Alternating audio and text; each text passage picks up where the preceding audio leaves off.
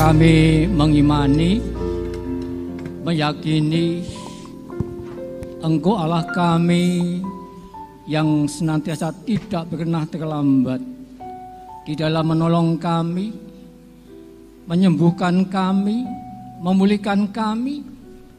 Bapa, biarlah saat ini setelah kami memuji-muji muliakan nama Tuhan, tiba saatnya kami untuk duduk dengan tenang, menikmati kebenaran firman Tuhan. Oleh sebab itu, urapi hamba-Mu yang penuh dengan keterbatasan. Apapun yang disampaikan itu adalah isi hati Tuhan. Berkat Tuhan menjadi kekuatan, menjadi rimah dalam hidup kami. Dan kalau kami pulang berbeda pada waktu kami datang, kami menerima berkat Tuhan. Terima kasih Bapa. Kami sambut kebenaran firman-Mu di dalam nama Tuhan Yesus Kristus, Juru Selamat kami, penebus kami, Allah yang hidup. Haleluya. Yang percaya katakan amin. Bapak Ibu yang dikasihi Tuhan, sidang jemaat, baik yang saat ini ada di gereja ataupun yang ada di rumah masing-masing dan mengikuti ibadah pada petang ini, sidang jemaat yang dikasihi Tuhan. Tema pada hari ini yaitu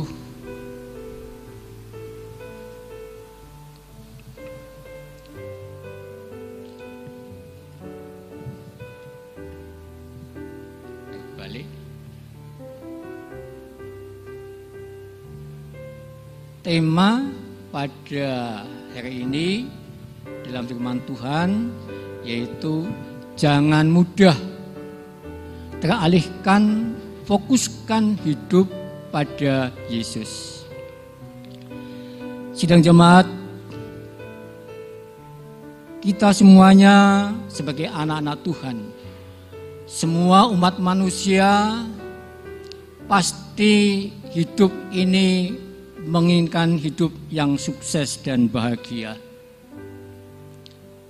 Dan itulah yang menjadi harapan bagi setiap pribadi lepas pribadi di dalam menjalani hidup ini.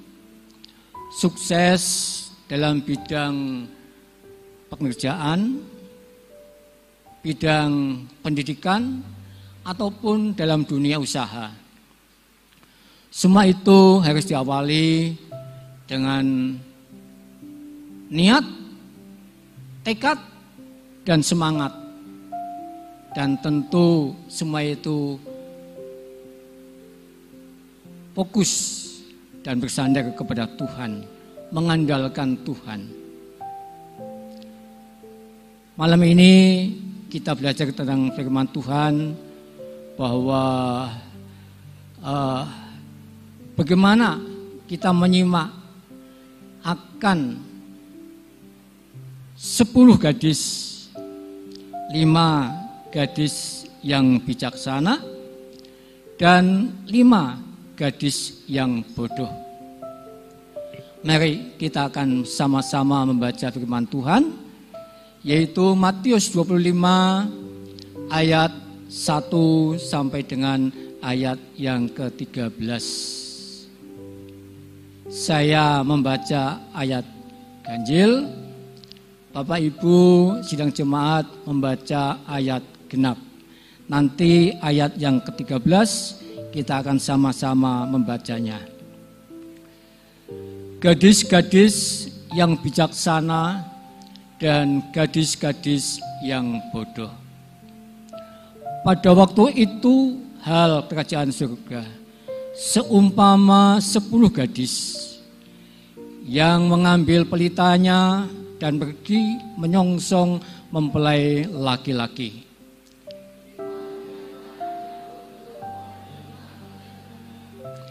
Gadis-gadis yang bodoh itu membawa pelitanya, tetapi tidak membawa minyak.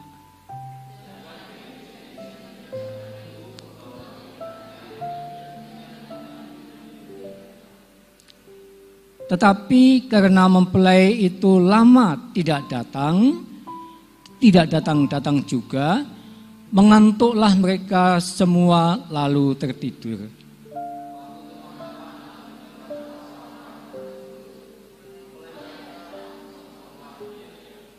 Gadis-gadis itu pun bangun semuanya, lalu membereskan pelita mereka.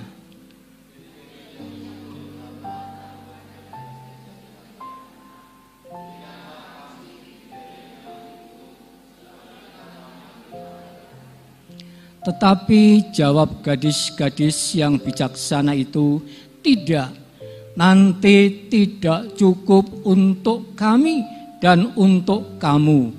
Lebih baik kamu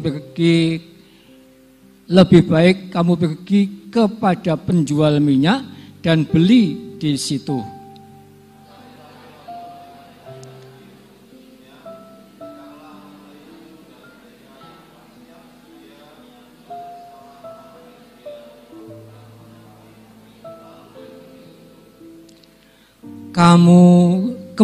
Kemudian datang juga gadis-gadis yang lain itu dan berkata, "Tuan, Tuan, bukakanlah kami pintu."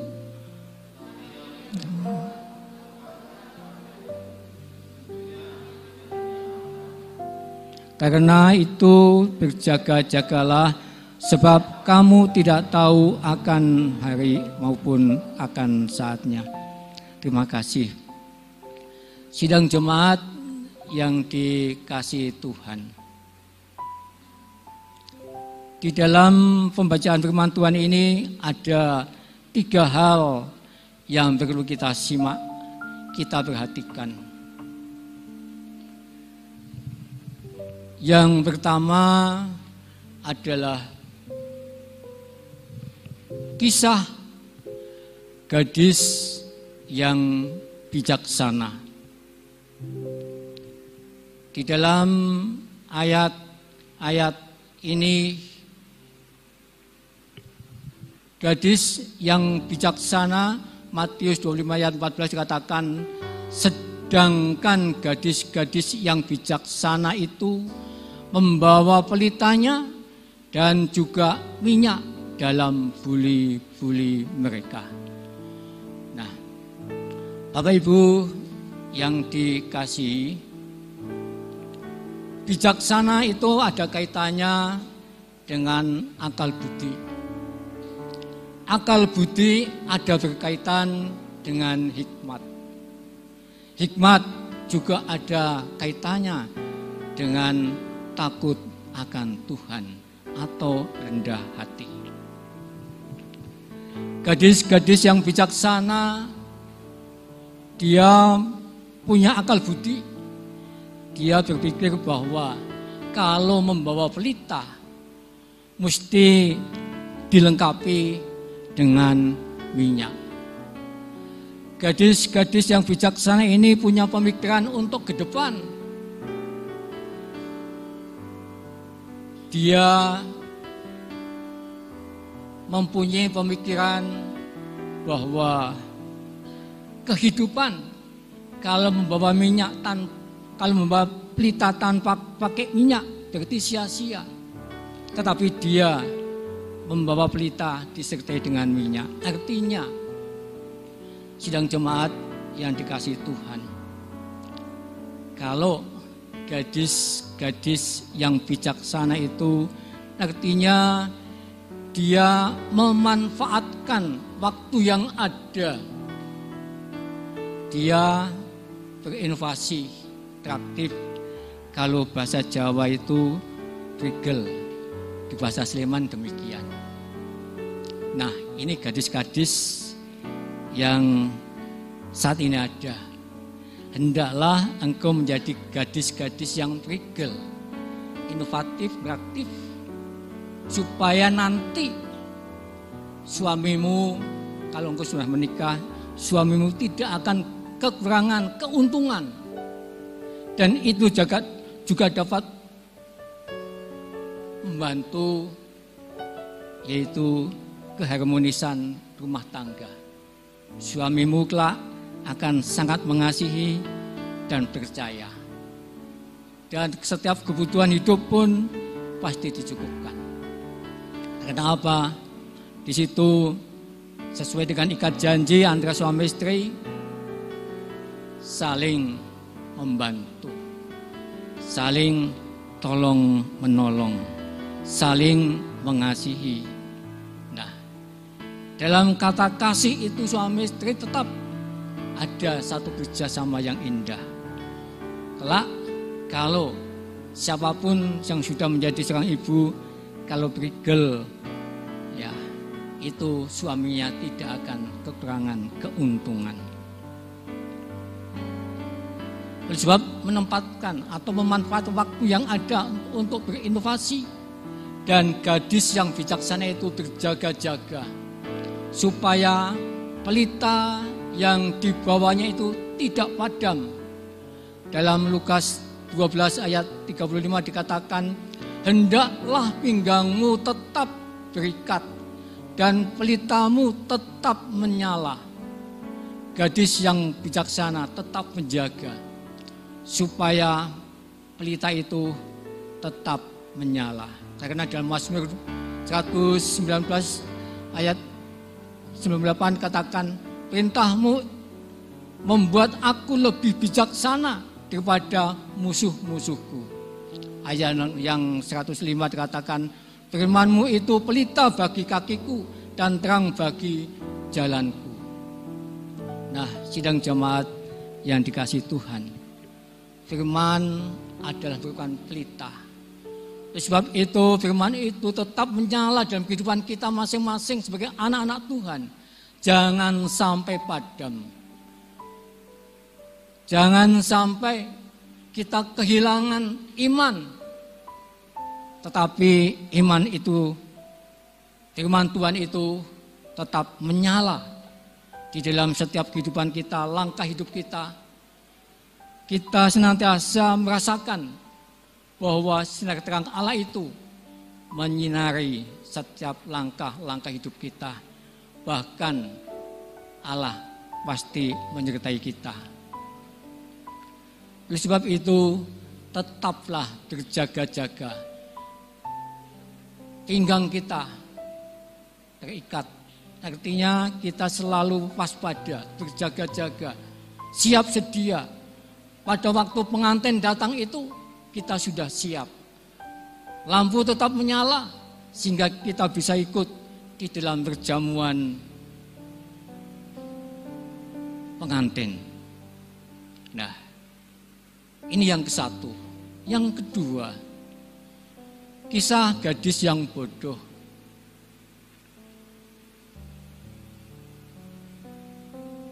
Kebodohan itu ada kaitannya dengan malas.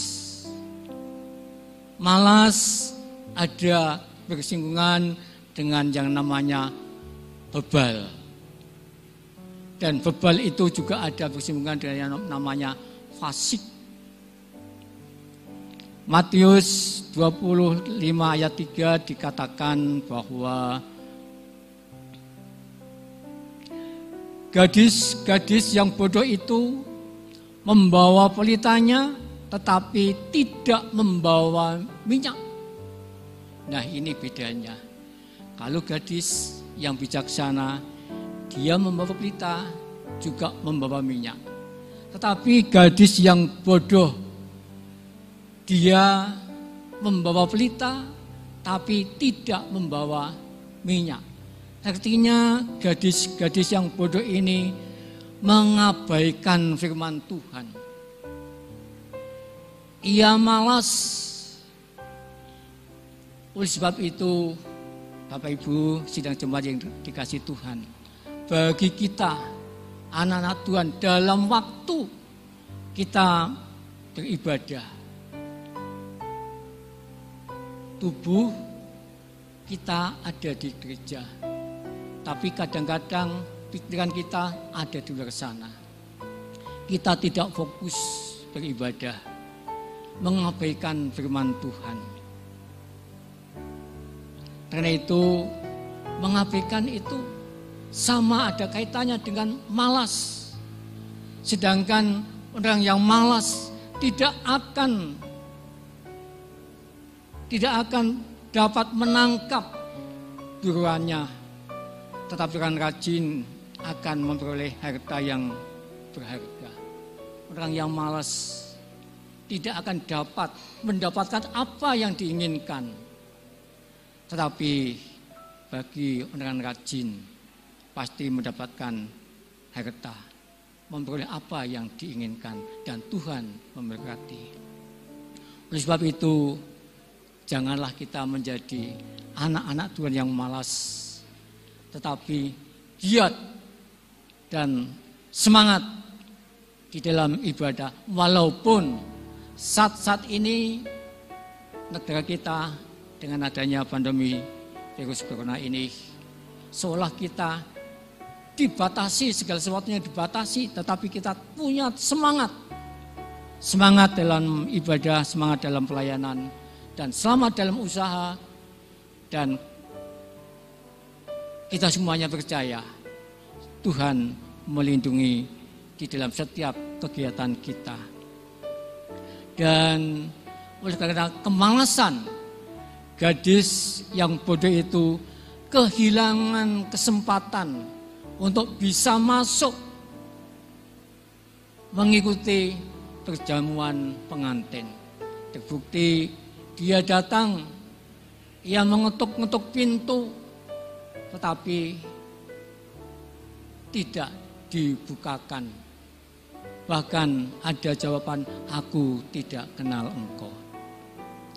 Di situ biarlah setiap kita, mungkin kalau kita menjadi ada di posisi yang gadis yang bodoh, tetaplah senantiasa bergaul dengan gadis yang bijaksana.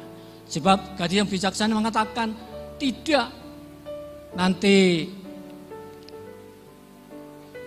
tidak cukup untuk kami dan untuk kamu. Pada waktu gadis meminta, berikan aku sedikit minyak.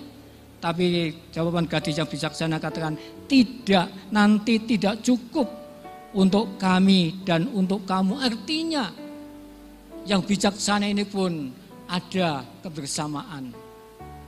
Bijaksana, walaupun andai kata gadis yang bodoh ini, dia punya pemikiran, dia nempel dekat kepada yang bijaksana, dia pasti ada kesempatan untuk bisa masuk di dalam perjamuan pengantin. Nah, namun oleh karena kebodohan, di dalam Pengkhotbah 10 ayat 15 dikatakan, jerih payah orang bodoh melelahkan orang itu sendiri, karena ia tidak mengetahui jalan ke kota. Orang yang bodoh melelahkan, namun semua yang diusahakan adalah sia-sia, sehingga ia tidak bisa mengikuti perjamuan. Apapun yang diusahakan sia-sia.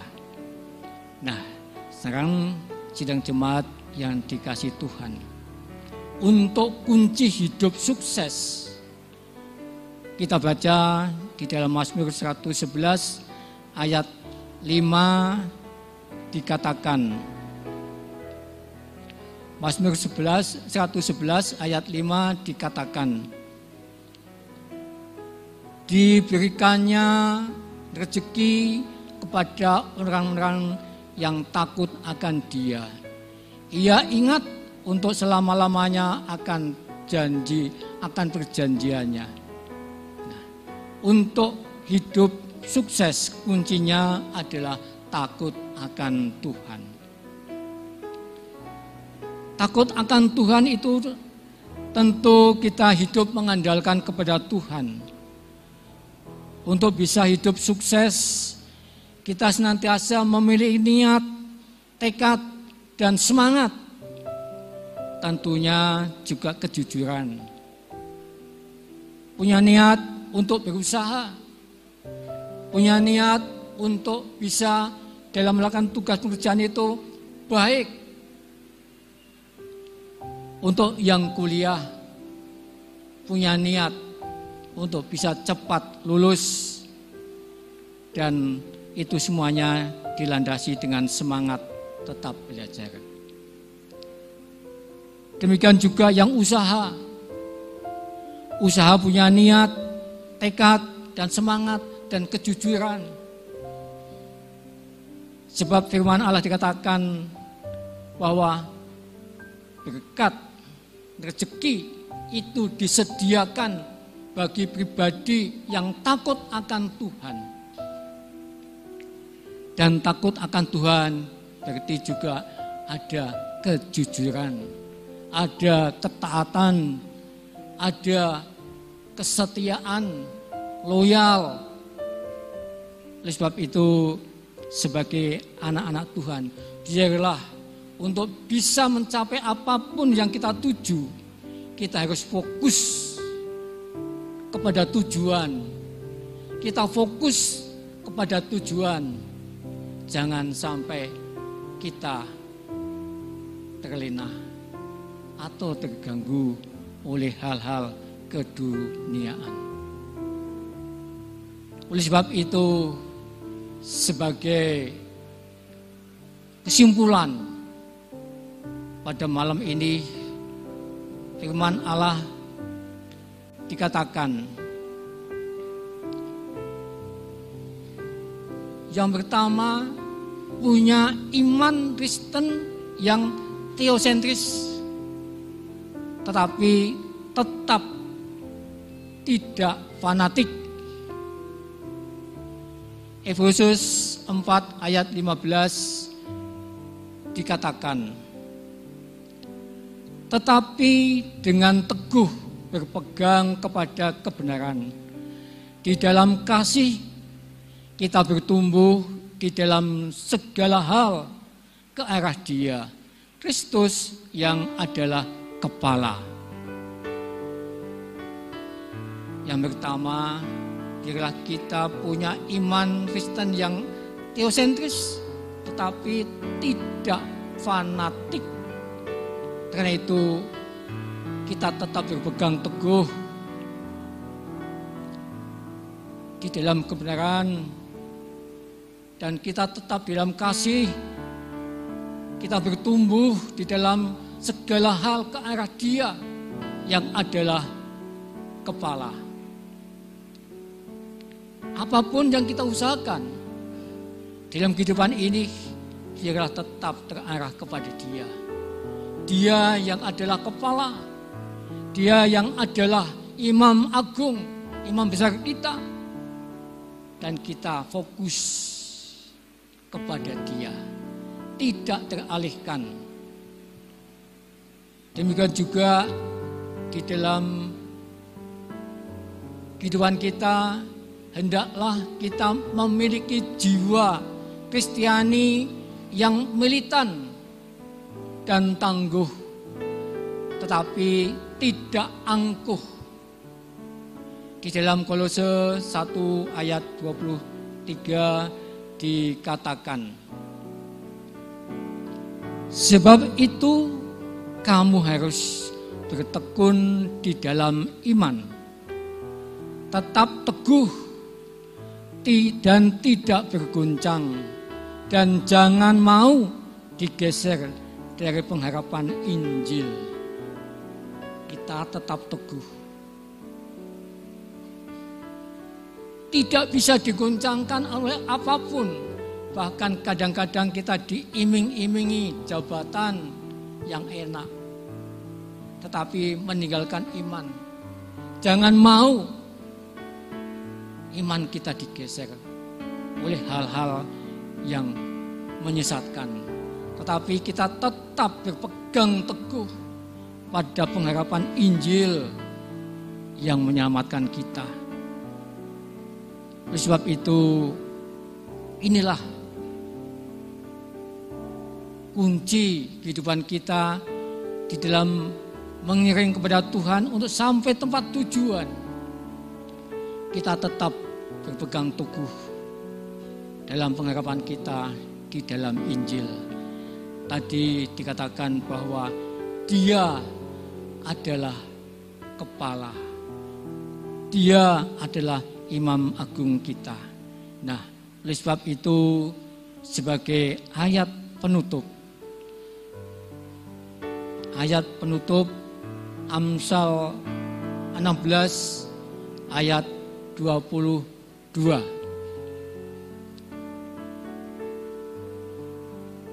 Amsal 16 ayat 22 dikatakan, akal budi adalah sumber kehidupan bagi yang mempunyainya. Tetapi siksaan bagi orang bodoh ialah kebodohannya. Nah, sidang jemaat yang dikasih Tuhan, sekali lagi biarlah malam ini firman Tuhan menjadi pelita yang tetap menyala, menyinari dalam langkah hidup kita ini, dan kita jangan sampai pelita itu padam sehingga kita kehilangan sinar terang Allah. Bahkan jangan sampai dengan mudah kita teralihkan, tetapi biarlah kita tetap fokus hidup pada Yesus Kristus. Sekali lagi saya katakan, mari kita dalam menjalani hidup ini tetap fokus kepada Tuhan. Jangan mau digeser oleh apapun iman kita ini. Walaupun diiming-imingi, walaupun banyak rayuan, tetapi kita tetap berpegang teguh akan firman Tuhan. Karena di dalam Dialah keselamatan yang kita dapatkan. Di dalam Dialah segala sesuatu hidup yang sukses dan bahagia, kita membuktikan bahwa kita ini menjadi umat yang takut akan Tuhan. Tuhan memberkati Bapak Ibu saudara sekalian. Amin.